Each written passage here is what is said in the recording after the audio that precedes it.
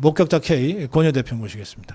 예, 안녕하십니까, 목격자 K입니다. 예, 지금 윤석열 대통령 그 체포영장을 강제 집행하기 위해서 특검이 지금 구치소 안으로 들어간 상황인데요. 지금 이 문제와도 직결되는 문제인데, 예. 그 미국에서는 트럼프 대통령과 그 플라이츠 같은 측근들, 그리고 지난번에 모스탄 전 대사 이런 사람들이 윤석열 대통령의 인권 문제를 국제적인 이슈로 이미 제기를 하고 있는 상황입니다. 맞습니다. 예, 정확합니다. 실제로 미국이나 국제 언론들, 국제사회의 여론이 어떻습니까? 그러니까 플라이츠라는 조금 사람, 가까이 좀 대주시죠. 플라이츠라는 사람이 지금 소속되어 있는 조직이 어디냐가 네. 굉장히 중요하지 않습니까? 예. AFPI, 그러니까 미국 우선주의 정책 연구소, 그리고 트럼프의 정책에 아주 직접적인 영향을 많이 끼치는 싱크탱크라고 이야기할 수 있습니다. 네. 거기에서 지금 가장 이제 뭐랄까요, 권한이 많은 자가 지금 이렇게 이야기하고 있다는 건 트럼프 대통령이 해당하는 내용에 대해서 거의 같은 온도로 공유하고 있을 가능성에 대해서 우리가 당연히 추정할 수 있습니다. 예. 그렇기 때문에 좌익 매체들이 겁이 나가지고 가짜 뉴스까지 만들어가면서 그걸 네. 퇴색시키려고 노력을 많이 했었죠. 네. 예. 일단 뭐 플라이츠가 이제 지난번에 모스탄이 왔을 때는 뭐 정체불명의 무슨 이런 식으로 그 사람을 깎아내리고 매도하고 공격을 하더니 프라이츠는 그렇게는 공격을 못하는 거 아닌가요 지금? 전혀 못하죠. 예. 왜냐하면 민주당 의원들도 중요하다고 생각해가지고 가서 만나지 않았습니까? 예. 이번에 초당적인 어떤 뭐 한미 의원연맹, 의원연맹 예, 여기에서 갔을 때도 지금 민주당 의원들도 가서 그 이야기를 직접 들어야 하는 그런 상황이 연출되었습니다. 그런데 나중에 이제 보도로 알게 됐는데 위성락도 직접 만났다는 위성락이 자기 어떤 그 누굴 위성락은 만나는지에 지금 대해서, 예. 이재명 밑에서 국가안보 실장하고 있는 예. 장관급 맞습니다. 사람입니다. 예. 예, 그 사람이 미국에 가서 누굴 만났는지에 대해서 대부분 다 비공개로 했고 루비오에 대해서 만났냐 안 만났냐 그 여부만 가지고 어떻게 보면 민망하게 못 만나가지고 루비오는 예. 못 만났는데 프라이츠는 만났다. 예, 뭐 그런 상황들이 연출됐었습니다. 근데 그 네. 플라이츠가 위성락에게도 똑같은 이야기를 했다는 겁니다. 그런 상황들 지금 이재명 정부가 굉장히 거슬리겠죠. 신경 쓰이겠죠. 근데 중요한 건 이제 미국이 그런 부분에 대해서 주시하고 있다는 것에 대해서 지금 이 정부는 전혀 조금도 거기에 대해서 거리낌이나 뭐 의식하거나 이런 것이 없는 태도예요. 과연 이게 결정적인 순간에서 어떤 식으로 대한민국 심지어 국익 전체에 영향 끼칠 만한 결정으로 올지에 대해서 좀 걱정 많이 됩니다. 예. 실제로 지금 트럼프나 그 주위에서는 브라질의 보소나루 전 대통령을 지금의 룰라 정부, 좌파 정부가 탄압하고 있다. 는 것을 이유로 들면서 그래서 일종의 보복 관세로 50%를 때리고 막 이러잖아요. 예, 그 부분 때문에 이제 좌익들도 굉장히 걱정을 많이 했었던 거거든요. 그때 브라질에 보내는 서한에는요, 심지어 외교적으로 잘 쓰지 않는 단어 위치 헌트라는 단어를 씁니다. 마녀 사냥하고 있다. 예, 그 정도로 지금 트럼프 대통령이 굉장히 직접적으로 관심 갖고 개입하고 있다. 뭐 이렇게 이야기할 수 있는데 그래서 그 당시에도 보도가 트럼프가 지금 브라질 이슈 관련해 가지고 내정 간섭하고 있다라는 식으로 좌익들이 비난을 했었거든요. 근데 중요한 건 일단 그 일이 벌어지고 나면 대한민국에서 이 지금 정부와 좌익 매체들이 거기에 대해서 감당이 가능할까 뭐 이런 식의 걱정이 있는 거죠. 이 내정 간섭 문제와 관련해서는 국제적 규범, 국제적 이 글로벌 스탠다드, 국제적 규범이 정립되어 있습니다. 뭐냐면 인권이라고 하는 인류 보편 가치는 뭐 이 내정 간섭에 해당되지 않는다는 거예요. 그렇죠. 그러니까 쉽게 말해서 인권이라고 하는 그 인류 보편 가치를 구현하고 관철하기 위해서는 내정 간섭이 아니라 그 무엇라도 해야 된다는 겁니다. 더 적극적으로 얘기하면. 그러니까 북한 2천만 명의 북한 주민들이 지금 그야말로 동물적 수준으로 인권 탄압받고 있잖아요. 예. 이들의 인권을 회복하고 보호하기 위해서는 전쟁이라도 불사해야 된다. 김정은 정권을 끌어내려야 된다. 이런 게 내정 간섭이니 뭐니라고 하는 식으로 시비를 거는 것 자체가 국제사회에 나가면은 진짜 이게 창피한 일이거든요. 맞습니다. 예. 그러니까 지금 윤석열 대통령의 인권 탄압 상황은 이미 그런 의미에서 이 글로벌 스탠다드에 맞는 국제적인 인권 문제로 돼버린 거예요. 예, 플라이트 이슈가 이렇게 커졌던 것 중에서 플라이트가 지금 이 상황을 어떤 식으로 보고 있는지 혹은 듣고 있는지에 대해서 엿볼 만한 상황들이 이번에 JTBC의 가짜뉴스 소동으로 좀 확인이 됐어요. 네. 그 부분 좀 말씀드리겠습니다.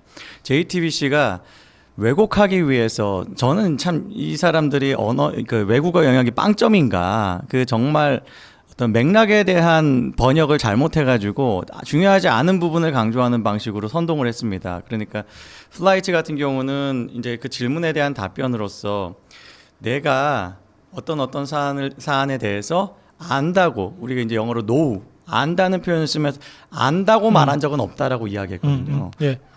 그런데 이제 그걸 가지고 마치 그런 식의 이야기를 한 적이 없다고 부인한 것처럼 왜곡해서 보도를 했었습니다. 플라이트가 거기에 대해서 재차 반박을 하면서 강조한 게 있어요.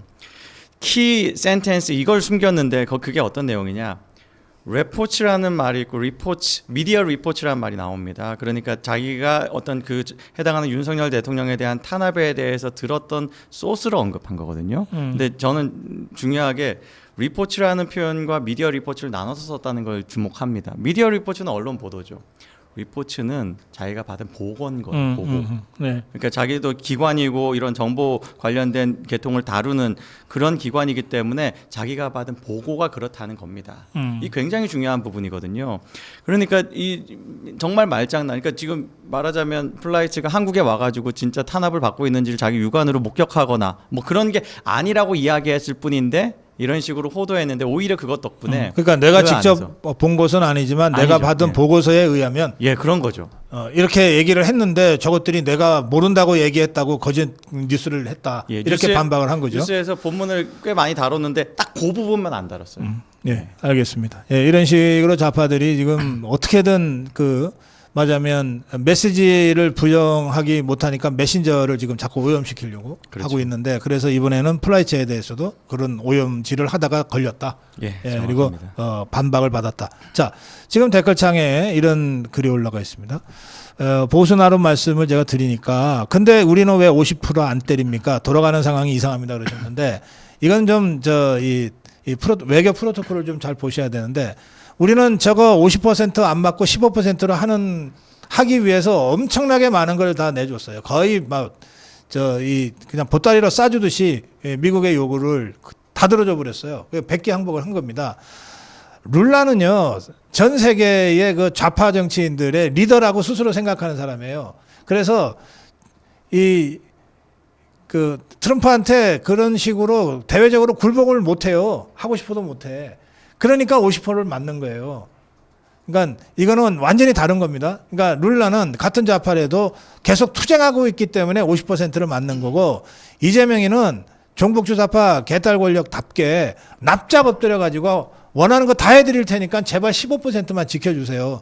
그래서 얻어낸 15%예요. 그러니까 왜 브라질은 50 맞는데 우리는 15%로 가느냐라고 하는 식으로 이렇게 접근할 일은 아니다. 이런 말씀을 제가 우선 설명드리고 자, 그나저나 이 관세 관련 협상에 대해서 지금 이 좌파들이 지금 정신 승리를 구가하고 있습니다. 그렇죠. 뭐 선방했다, 뭐 쪼저쪼 그러고 있는데 실제 이 관세 협상과 그 내용 있잖아요. 미국은 이 상황을 어떻게 보도하고 있습니까?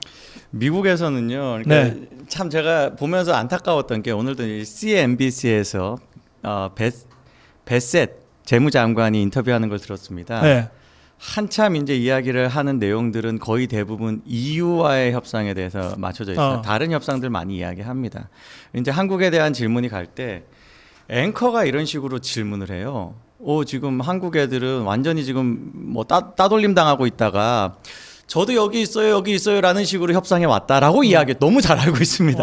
앵커가 너무 잘 알고 그렇게 이제 질문이 가요. 베셋 장관은 이렇게 이야기합니다. 걔네들이 애초에 가져온 조건이 굉장히 좋았다. 굉장히 좋은 협상안을 가지고 왔다. 아예 납작 엎드렸다. 완전 납작 엎드린 거. 완전 납작 엎드린 상태로 와가지고 이 정도면 되겠는데라고 판단한 것 같아요. 장관 수준 그 장관선에서는.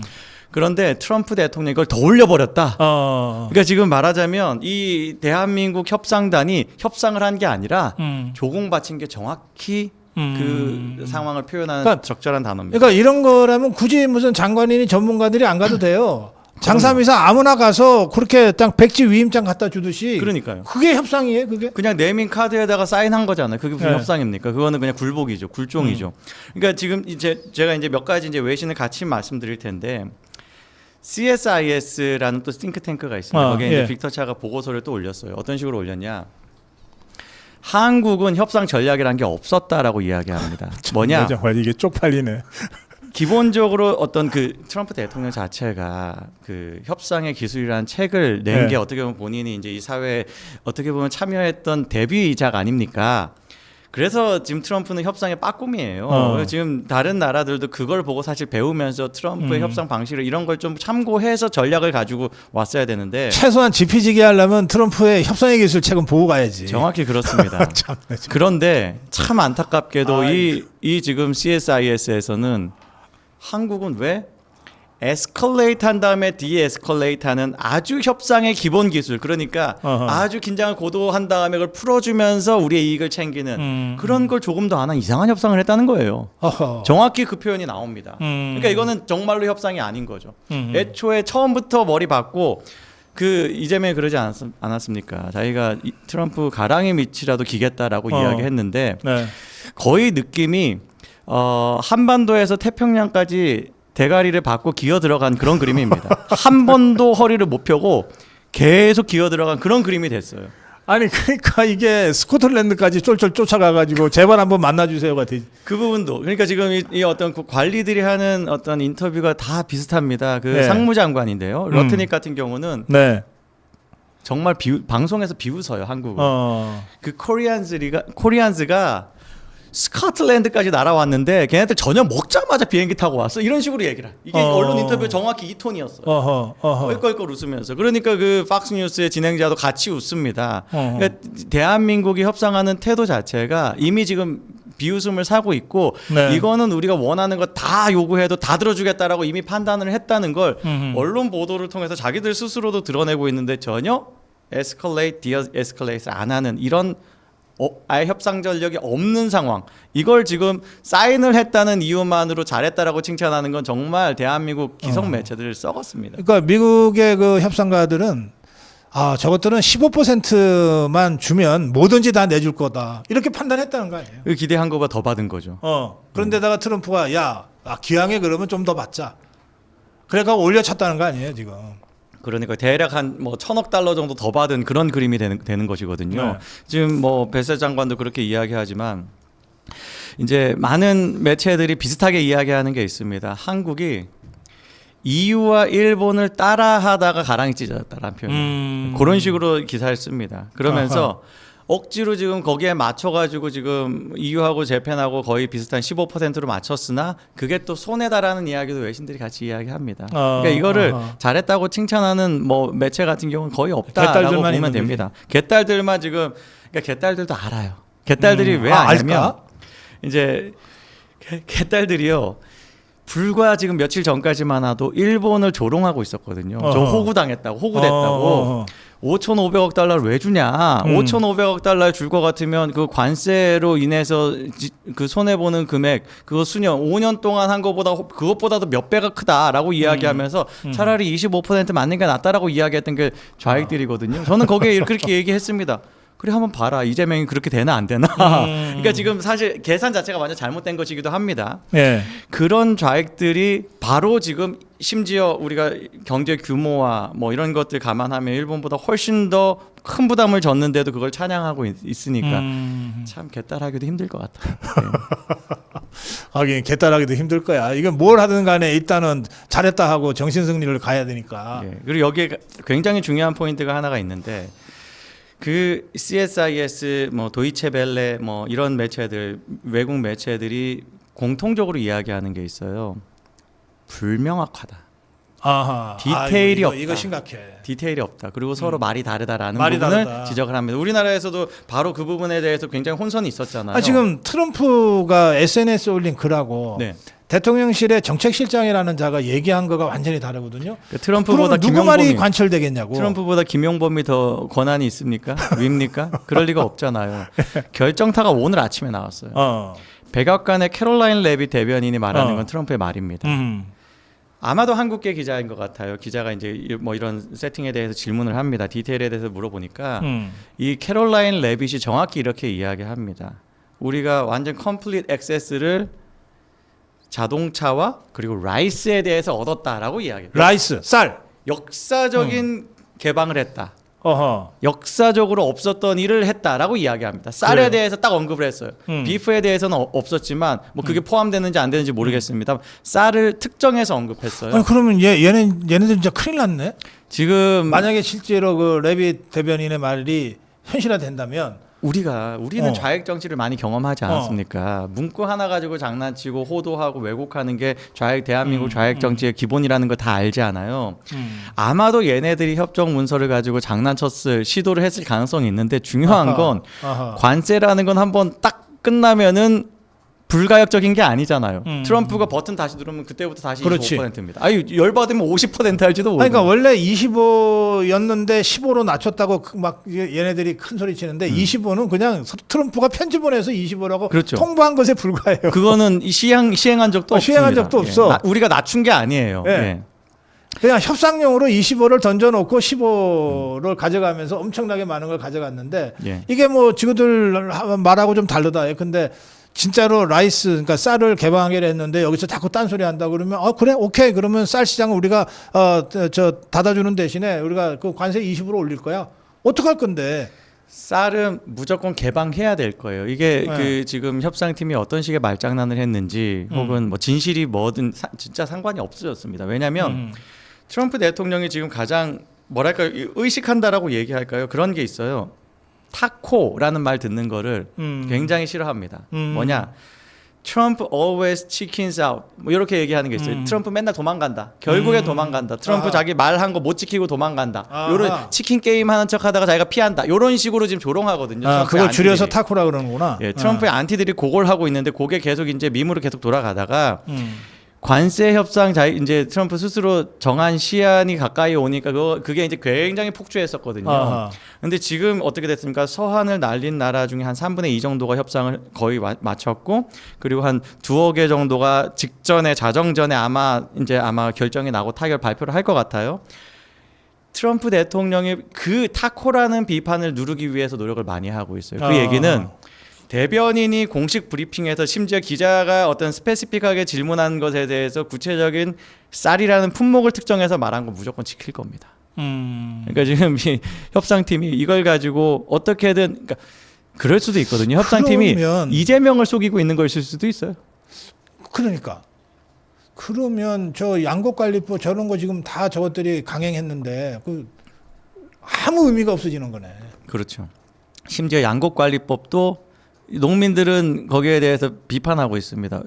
윤석열 대통령이 거부권 행사했던 그 법안에는 요 조항이 제일 맛있었는데 그게 싹 빠졌다 이렇게 얘기하거든요. 그게 없다고 악법이 아닌 건 아닙니다만 예. 심지어 이 이재명 정권도 자기들이 생각할 때 그건 정말 내가 미쳤었지라고 생각하니까 뺀 거 아니겠습니까? 그럼에도 불구하고 어쨌든 지금 그 악법을 추진해서 나라는 망가질 거예요. 근데 그걸로 농민도 만족 못 시키고 심지어 쌀 개방을 만일 하게 되면 그 농민 더 화나고 이재명 양쪽에 지금 몰린 상태예요. 그러니까 이런 거는 이게 거짓말이 통하는 데가 있어요. 이를테면은 한국 언론이죠. 한국 언론들 개딸. 대장동에는 저수지가 없다 뭐 이런 거짓말들은 통해요.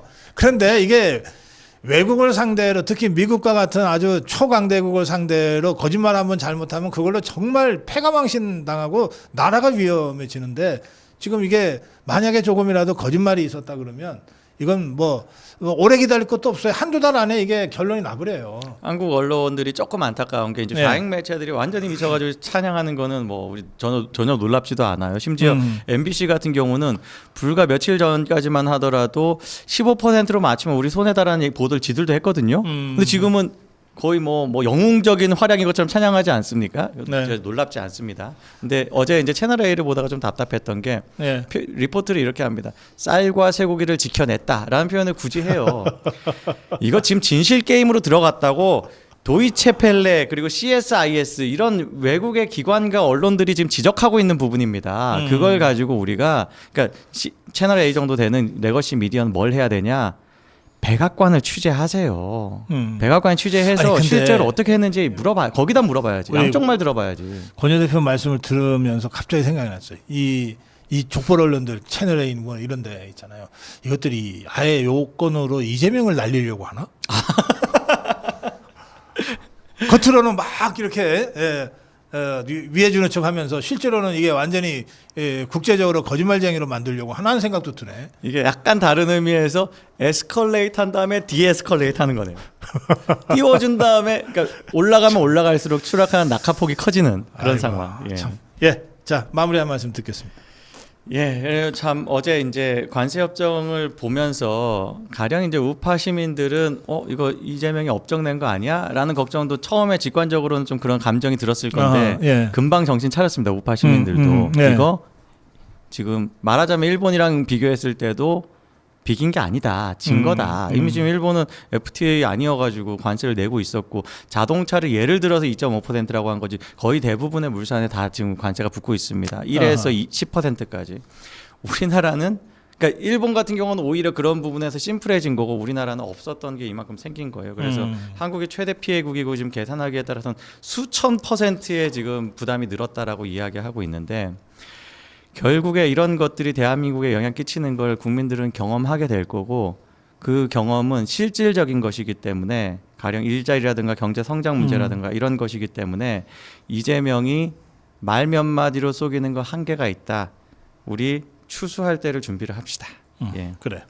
참 우리 목격자 K 권여 대표도 어제 우리 자유파 유튜브 공동 생방송에 함께 생방송하러 오셨더라고요. 고생하셨어요. 아유 저는 당연히 옵니다.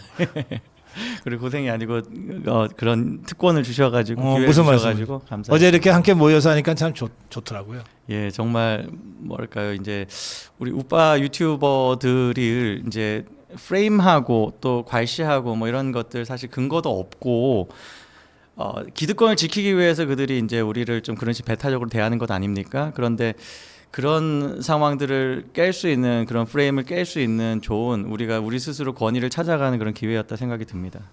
예, 수고하셨습니다. 예, 감사합니다.